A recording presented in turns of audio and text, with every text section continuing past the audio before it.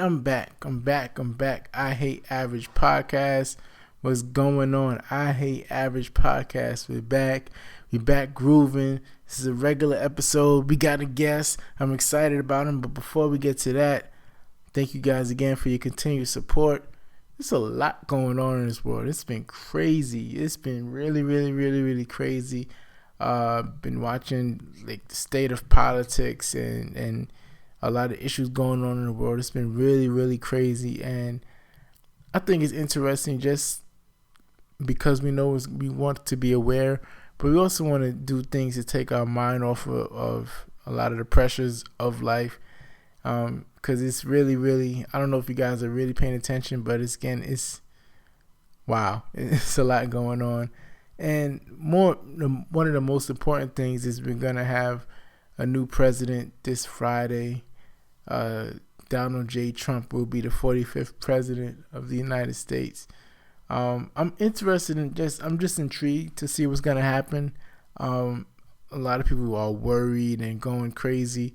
I'm not worried because I have a strange faith in like everything works out.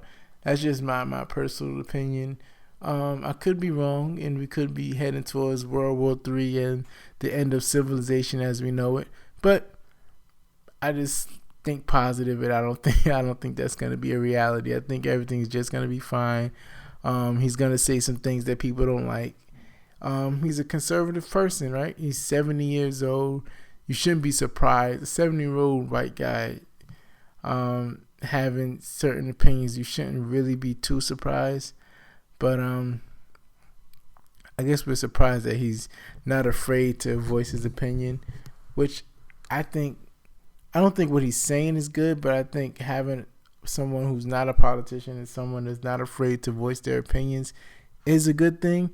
I just wish his opinions were a little bit more based on knowledge and based on facts. But I guess we got to take what we have, and that's going to be our president, Donald Trump. Something, if you've been listening to the beginning of this podcast, I've been saying was going to happen, and I was afraid it was going to happen, and now it's here, a couple days away. So that's basically it. Just had to give a couple of thoughts. Just I don't want people to get discouraged. I think things are going to work out. That's just the way life is. Things could be heading in directions where I don't know, I don't like this, but I think things always seem to steer itself and head towards the right direction. But anyway, enough politics, enough somber talk. Got Drew Carson, formerly of the Drew Carson Show. He talked about his beginning in podcasting, what got him started. He gave me some tips on monetizing podcasts and just tips on staying within your passion, not going ways just to make money or going things just to get views or more listeners. Go in the direction of following your passion and he actually stopped his show because he wasn't feeling it anymore. Well, anyway, I'll let you listen to it. I don't want to tell the whole interview, but he's formerly of the Drew Carson Show, and now he's currently with his team doing the Firma podcast, a podcast about horror films. It's pretty cool. So here's my interview with Drew Carson.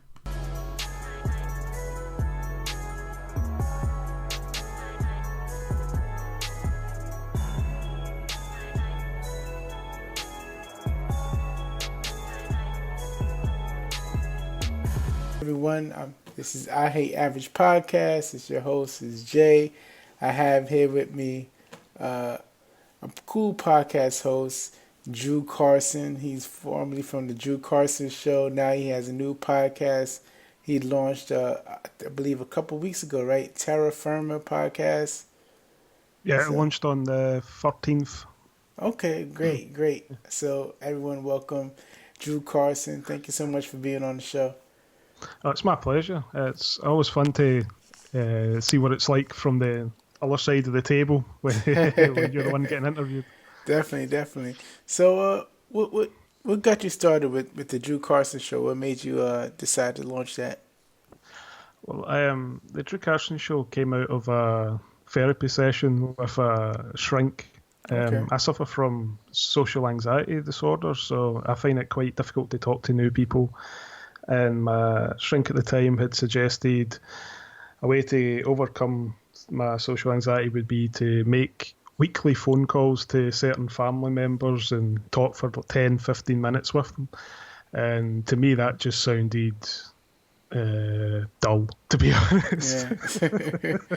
Yeah. uh, Talking to my mum or one of my brothers or something for 15 minutes every week was a bit of a stretch for me. So I decided to do what I'd been interested in for a long time, which was podcasting. So I okay. started to show up, knowing that if I booked the interviews, I'd have to actually talk to the people. So it was a way to push myself to do that. So that's how the show came about. Okay, definitely makes sense. Yeah, I guess talking to family every week that would sound kind of dull. So, Yeah. There's only so many yeah, things you can talk to them about. exactly. So what? How did you go about getting the guests? Were these friends of yours? Because you had some pretty interesting guests. You had some cool athletes. You had some writers. So how did you go about getting the guests? The guess some of them were it was just being kind of stupid in a way that I would just go on social media and say, "Would you like to be on my podcast?" to Oh, some okay. people. Uh, a lot of the time, when it was actors or people in the film industry, I used the Internet Movie Database Okay. Pro Edition, where Yeah. you get their agent details and things that way. And as long as you write a professionally enough letter, Of most course. people will consider it, especially if they've got something to promote that week. That Yeah. Of was course. that was always the little subtitle for my show was about the guests having something to pimp that week. Yeah. So I I mean, it knew if works. It works. it works. Yeah. Some people I've known for a long time. Like I had Dan the Beast Severn on, the MMA fighter. I've known Dan for a long time, Oh so that was an wow. easy Okay. interview to organise. Um, yeah, we've done sparring together and stuff. So yeah, um, some of the ones that you would think are the hardest people to book always end up being the easiest, just Oh purely wow. because they have a new film out or a new TV show, and as long as you get that over with early enough in the interview, you can have quite an interesting conversation with people because they feel relaxed because they've done what they're there to do, which is promote that new Definitely. piece of business. Yeah. Yeah. So, how is the podcast scene in the UK? Because I know, I think probably last year, the United States really started to catch up with the movement. So, how is it in the UK? Were you guys on it for a couple of years, or is it still catching up? I think in the UK it's still a new thing. Okay. There's some podcasts that have been around since maybe 2006, 2007. I know the Ricky Gervais podcast was quite early, which was just his radio show turned into a podcast, Okay. which was a big hit. Um, but in the UK, your your main competition is the American podcast. Everyone wants to listen to the kind of the celebrity podcasts, Yeah. the shows like the Joe Rogan podcast, shows like that. So Yeah. that's what you're basically competing against, and a lot of people don't realize that they can actually do a podcast themselves and they Yeah. have something to say that and they can be as interesting or more interesting in a lot of these celebrity podcasts. Um, a lot of the celebrity podcasts are just flat out terrible, and You're right. it's Yeah. all name branding. Sure. But in the UK, the scene's quite small. I know of two other podcasters from Scotland, and that's it. In the whole of the UK, I know maybe 12 Oh wow. podcasters. It's a Yeah. very, very small little cottage industry over here. Okay. Uh, yeah, So it's good that you got in early. yeah. So, how did you? What made you? What made you say, you know what? I'm not going to do the Drew Carson show anymore. What did you feel that you didn't want to talk to people anymore? Did you get over your anxiety or? The reason I brought that show to an end was it was starting to not be fun anymore. It started to get a little bit corporate. I would get publicists who were saying, well, to speak to this person, you have to talk to these 5 other people. So I was doing a lot of interviews with people who I wasn't remotely interested in talking to and who weren't a good fit for my podcast. Some of those interviews turned out quite well, and sometimes finding a guest that you possibly don't think is going to be a good interview can turn out to be one of your better interviews. But a lot of them, it was the people would come on, they would tell me what they were promoting, and then they'd be wanting to get out of the interview 5 minutes in.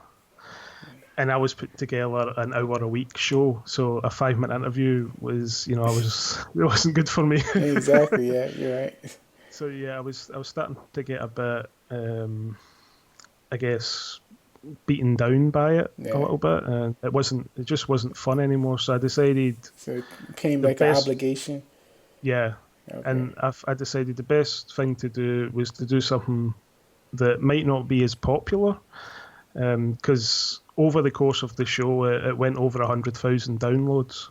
Wow, that's in great. Its entire run. Yeah, so it had a good following, but I decided it was better to do something that was going to interest me, it was going to push me, and I was going to be energized to actually be a part of.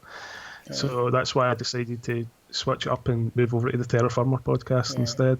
Yeah. So now the Terra Firma podcast, you're not working alone. So is that easier for you to have a group of people that's assisting? Yeah.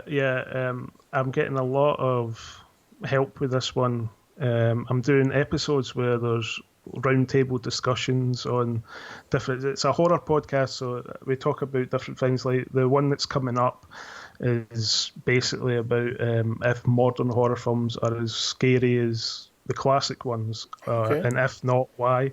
So I get a group of people together and we just basically have a laugh talking about stupid stuff about the horror movies. And I do interviews with actors that are really, really happy to be talking to you because they don't get the same amount of time and interviews as other people.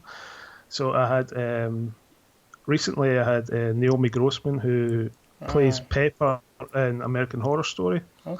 And she usually gets maybe 2 minutes, 3 minutes in an interview, and then that's her. And all she gets to talk about is American Horror Story. Whereas on the show, she came on and she was talking about how she's actually a comedian and does one-woman productions. Wow. Things, yeah. So we got to talk about a lot of stuff, different stuff. So it's more like a chat than an interview structure to the show now. And I do episodes that are just for fun. Like I go and watch really, really bad horror movies and then review them, where I just basically make fun of the movie, which is always fun. Of course, yeah. So, actually, do you feel that being that you're not coming from a celebrity background, you're not like a media personality per se, you feel that you're able to get more out of your guests, being that you're just coming at them as like a regular person? Definitely, yeah. It's quite funny. I think if I was someone that was a celebrity myself in any way, shape, or form, I think they would keep their kind of media personality on. Whereas when they're just talking to someone who's just a regular Joe, all that comes off, and it's just like a general conversation. A lot of these conversations are like how you would talk to someone down the pub. Yeah, true. That's the way I look at it. It's just how you would talk to someone if you met them for the first time and you were trying to get to know them. True. So yeah, I think that helps. Plus, I'm not remotely professional in the way I interview people. So I guess they got to be themselves, because So yeah, when you're a minute into an average interview with me, and I've already probably sworn about 5 times, you kind of know it's not a professional interview. That's true. You forget you're on a microphone. And yeah. So what got you into podcasts? What's some of the early podcasts that you was listening to where you decided, let me try to get into this field?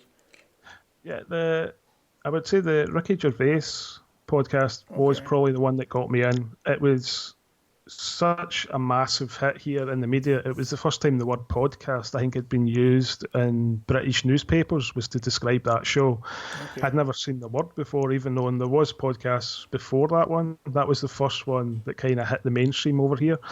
And just because it was so funny, it was, it's just a couple, him and two of his mates basically talking a load of rubbish, and it was really funny. So that, then shows like Joe Rogan I'm a huge UFC fan, so listening to Joe Rogan's podcast was quite interesting, especially when he has people on that aren't fighters, that are far more intelligent than him. I like those episodes.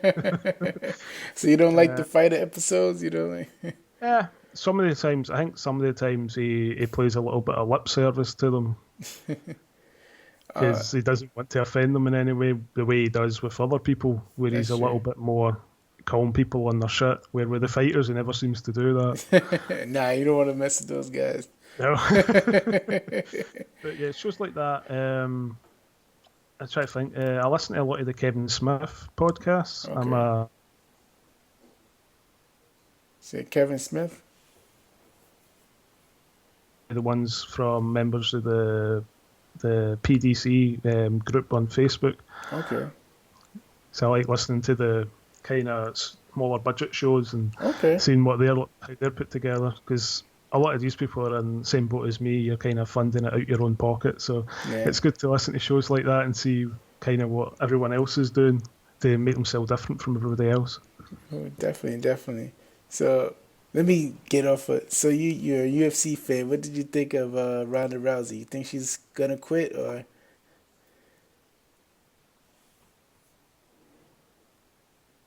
Really concentrate on seeing if someone is mentally prepared to be in a fight. You can be physically prepared to be in a fight, but mentally she wasn't there. Yeah. She was scared at the weigh-in. Yeah, I don't think she realized how big Nunez was. I think when she seen her size, that's when she was like, wait a minute, what did I get into? Yeah, I think she was terrified of getting knocked out. Yeah. I actually, my opinion, I suffer from it, so my opinion is I think she's got PTSD from being knocked out. And now she's terrified of being knocked out, and if a fighter's terrified of being knocked out, he shouldn't fight anymore. That's true, definitely.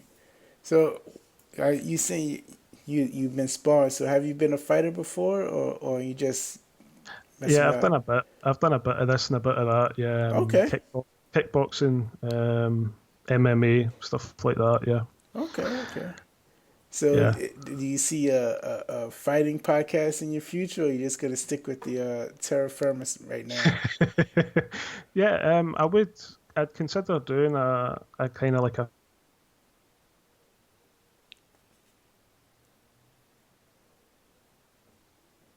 something like that. If I could get a good group of people together.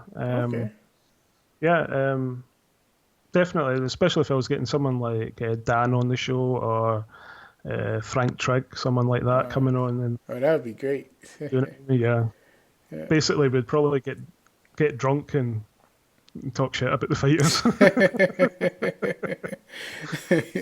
That would definitely be a lot of fun. So what's something you could tell me, because this is something I'm struggling with, or maybe I shouldn't even think about, but monetizing podcasts. Is it something that, should I think about, or should I just stick with doing it just because I'm enjoying podcasting? I think if there's an opportunity there to monetize, then it's a good thing, because podcasting isn't cheap. Yeah, it's not. It's not a cheap hobby. Yeah. You're always going to need new equipment. You're always going to need, paying hosting sites, things like that. So if there's an opportunity to monetize your podcast, I think that's a good thing to do. Another good thing to do is to make merchandise for your listeners. So T-shirts, your own designs on them, mugs, that type of thing. That can help as well. Yeah. There's a company, a website, patreon.com, which people can give money to you for doing the show, and you can give them like some content that you don't give for free on your podcast feed. I've seen a lot of people using that.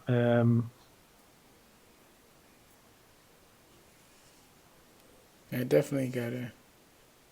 very close with the Drew Carson show on a couple of occasions of getting quite big sponsorships, but because I couldn't nail down what the demographic of my audience was because it was so widespread, that always put them off. When my new show, you're really looking at an 18 to 45 demographic, so it's easier to aim the sponsorship that way. True.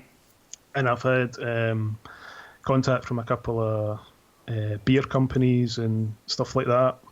Okay. About doing the show. So, yeah, I'll be looking to monetize mine in the future. So I'd recommend that for anyone.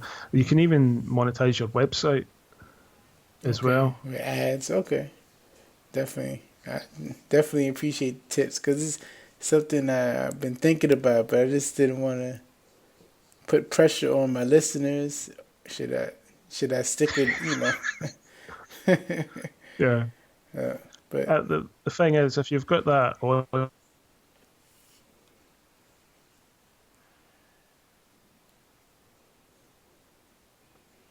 I've managed it. A lot of people that listen to my previous show won't like my new show. My new show it's crude. It's quite out there. yeah.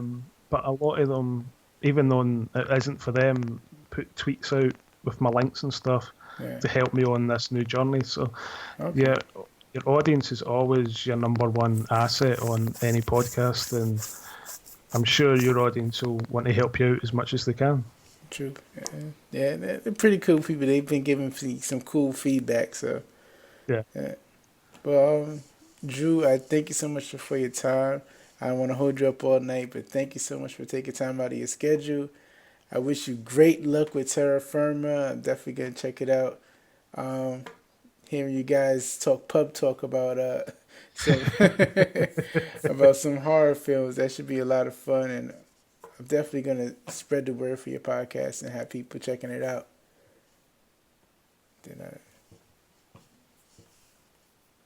I want to thank you for having me on the show. It's been absolute pleasure talking to you. All right. Thanks, man. Have a good night. Thank you. You too. All right.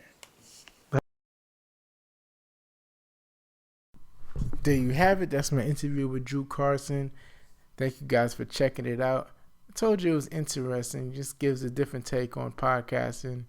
And I definitely enjoyed the free nuggets that he gave me, and some things I'm going to try to implement within the show. Thank you guys for checking me out another week. Next week we'll be back at it with another guest. Also, next week we will have another president. Like I said in the beginning, we will have another president. We can't believe it, but the day is here. Donald Trump is going to be our president by the next time we talk. Also, hope you guys been checking out the playoffs.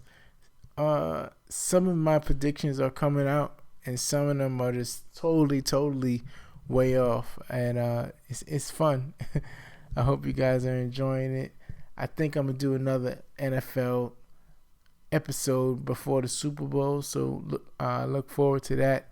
I think I'm gonna do it live on Facebook Live, but anyway, I'll let you guys I'll give you guys more information on that. Always rate and review on iTunes. Always tell a friend to tell a friend about the show. Always, if you have a guest in mind that you feel should be on the show, or if you have feedback, positive or negative, always hit me up. show@averagej.com. show@averagej.com. Also, hit me up on all my social media. I hate average JAY. That's Twitter. That's Snapchat. I hate average podcast. That's on Instagram. All right, so I'll talk to you guys next week. Thank you guys for listening. Bow. Nah, I don't want to say that. I stole that from another podcast. What can I say? Peace.